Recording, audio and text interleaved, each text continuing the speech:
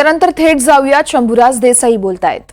खातं कुठलंही मोठं आणि लहान असं नसतं आणि आमचं म्हणाल शिवसेनेचं तरी जर आमच्या विभागाचं आमच्या शिवसेनेच्या कोट्यातलं उत्पादन शुल्क खातं हे राष्ट्रवादी काँग्रेसकडे गेलं असलं तरी गृहनिर्माण सारखं मुंबईतले किंवा शहरी विभागामध्ये ग्रामीण विभागामध्ये अत्यंत चांगलं काम करण्याची गोरगरिबांना म्हणजे जे माननीय पंतप्रधान नरेंद्र मोदी साहेबांचं स्वप्न आहे प्रत्येक कुटुंबाला प्रत्येक व्यक्तीला हक्काचं घर मिळालं पाहिजे ते गृहनिर्माण विभाग हा माननीय मुख्यमंत्री उपमुख्यमंत्री आदरणीय शिंदे साहेबांच्याकडे आलेला आहे। त्यामुळे असं जरी झालं असलं तरी सुद्धा जे खातं आहे ते तेवढंच तोलामोलाचं आहे, तेवढंच महत्वाचं आहे।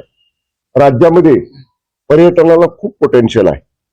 आपण आता कोल्हापूरमध्ये आहोत, आपला कोल्हापूरचा विभाग बघाल, खाली कोकणातला विभाग बघाल, आमच्या सातारा जिल्ह्यातला महाबळेश्वर असेल, कास पठार असेल, कोयना नगर असेल, टापोळा असेल, ह्या सगळ्या परिसराचा अत्यंत चांगली शेवटी कसं आहे आता टुरिझमकडे लोक वळायला लागलेली आहेत आणि टुरिझमच्या माध्यमातून एक वेगळी इकॉनॉमी वेगळी अर्थव्यवस्था त्याला गती देण्याचं काम निश्चितपणे आपल्याला करायचं आहे। मला काल पर्यटन विभागाचा पदभार दिल्यानंतर काल मी माननीय उपमुख्यमंत्री एकनाथजी शिंदे साहेबांच्या बरोबरच नागपूरवरून आम्ही मुंबईला आलो। साहेबांनी येताना विमानामध्ये मला सांगितलं की चांगलं काम करायचं आहे आणि मुख्यमंत्री माननीय फडणवीस साहेबांनी सांगितलं की पुरेसा निधी तुमच्या विभागाला दिला जाईल, त्यामुळे चांगलं काम करून दाखवू आम्ही।